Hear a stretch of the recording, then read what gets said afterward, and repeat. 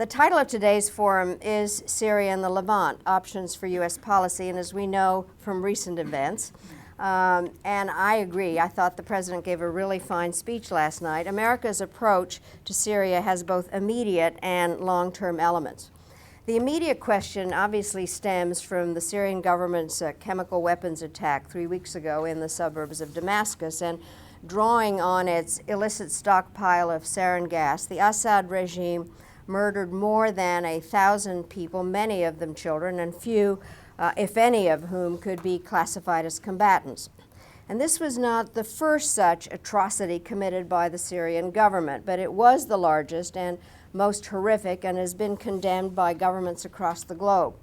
The question now is how to respond, and the administration's threat of the use of force has prompted a revealing reply from the Syrian government, which now it is willing to accept international control over the weapons it denied having. The Russians, who suggested that the rebels might have perpetrated the attack, now argue that destroying the government's chemical arms will prevent it from doing again what it allegedly didn't do in the first place. The U.S. Congress, which has been split on whether to authorize military action, should acknowledge that the threat of force is generating results and must remain on the table. I agree with Tony very much that the threat of the use of force has really moved the diplomatic venue into place. Those in the world community who opposed a U.S. military response now have an obligation to insist that Syrian promises are kept, because there's no reason whatsoever to trust President Assad. Anyone who lived through the operation of weapons inspection and containment arrangements in Iraq and the Balkans will know that such efforts can be time-consuming, complex, and ultimately frustrating. If they are to be effective, they must be clear in purpose and transparent in implementation, with a strong mandate, no room for delay, and no doubt that efforts to deceive will have harsh consequences. Whether through diplomacy at the United Nations or through more coercive means, if that still proves necessary, the bottom line is the same. The Assad regime cannot be permitted to use chemical weapons again. Either global leaders have the courage to establish and enforce standards of civilized conduct, or they do not. Each option has risks, but to me, the risks of complacency and inaction far outweigh those of determined diplomacy backed by the threat of the use of force. With that principle in mind, I would like to turn now to the longer-term aspects of the situation in Syria. As we know, the events of August 21st occurred against the backdrop of a civil war caused by the repressive policies and brutality of the Assad regime. In the wake of the Arab Spring protests, Assad's refusal to accommodate demands for peaceful political reform spawned a broad and increasingly militant opposition movement. The world responded with verbal exhortations, repeated efforts at mediation, the temporary introduction of human rights monitors, rigorous economic sanctions, and aid for the refugees. Tragically, these measures were neither sufficient to avert a humanitarian disaster nor effective in quieting the conflict. One rule of life in the Middle East is that the terrible situations can always become worse. Dennis used to tell me that. And the nightmare scenario of region-wide war can now be seen on the horizon. That is because the ideological, ethnic, and sectarian rivalries that divide Syria show no regard for national boundaries, which means that there is no natural limit to the violence. It doesn't help that the United States and Russia have been at odds with one another. For months, Secretary of State Kerry has been working hard to narrow this gap, and the recent diplomatic breakthrough is a sign that that effort shows promise. Tomorrow in Geneva, he will meet again with Foreign Minister Sergei Lavrov. That and subsequent meetings will matter. They'll matter a great deal because further breakthroughs are needed, and the challenges that must be addressed cannot wait. Already the war is hindering progress in at least 5 areas of direct concern to the United States: the defeat of Al-Qaeda, assuring the peaceful nature of Iran's nuclear program, the negotiation of a settlement between Israel and the Palestinians, encouraging the development of Arab democracy, and supporting stability and prosperity throughout the Levant. Even in the absence of such issues, the depth of the humanitarian crisis could warrant our urgent attention and action. The massive flow of refugees has created intense stress on friendly governments in Lebanon, Turkey, and Jordan.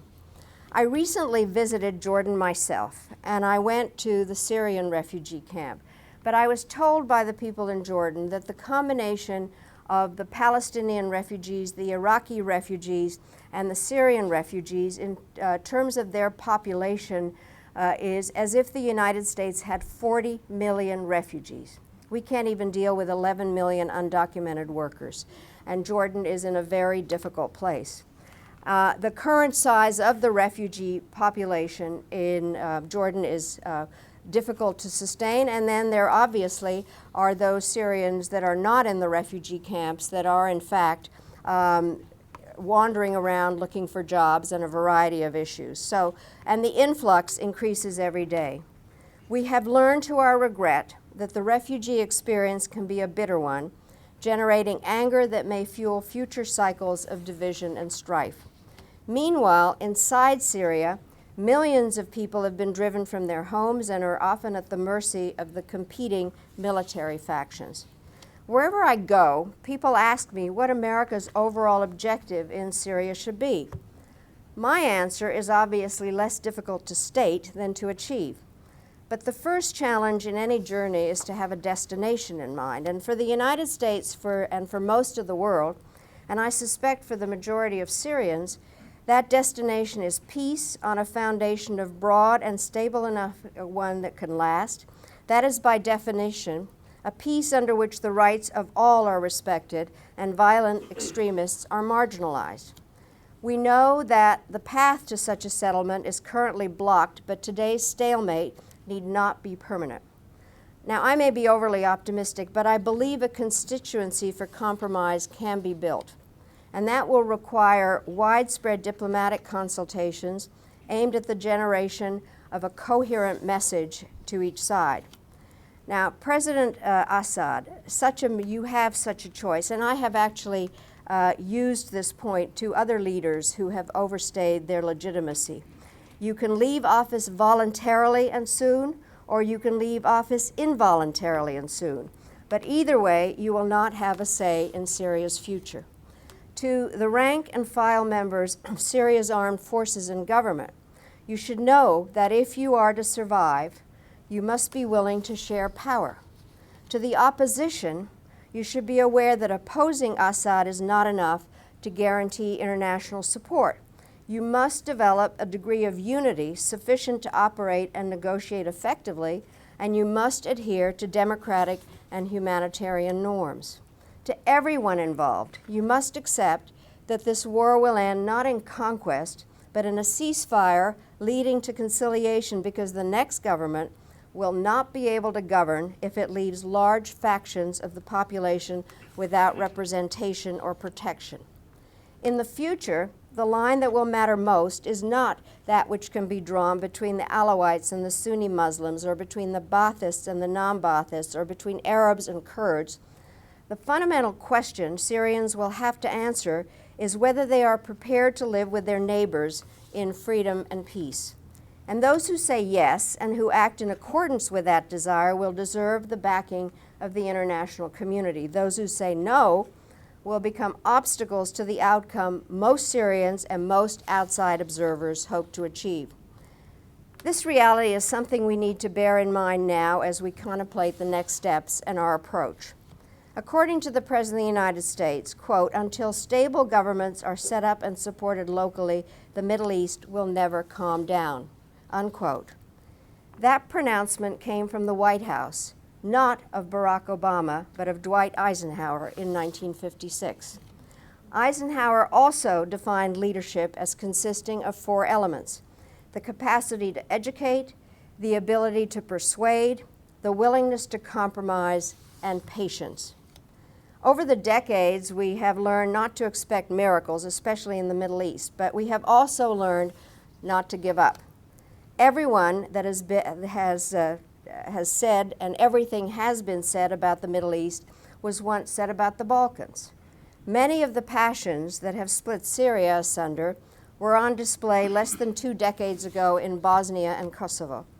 There were moments then when the problems faced seemed insoluble and the obstacles to progress too great. And yet, with time comes change, and with change comes opportunity. It would be naive to expect that a solution in Syria will arrive soon, or that when it does take shape, it will be implemented quickly and without further pain. But it will not come at all if we fail to persevere in the support of global norms, national reconciliation, and respect for human rights. This requires the determination necessary to push back hard and when that is called for, and it demands from us the faith that if we are resolute in upholding our own standards and values, we will gain the support required to help Syrians move in the direction of the stability they need and the freedom that they deserve. Now, this is not a task we can accomplish alone, but it is a responsibility that we cannot, in good conscience, ignore or in wisdom fail to understand and accept. Thank you all very much.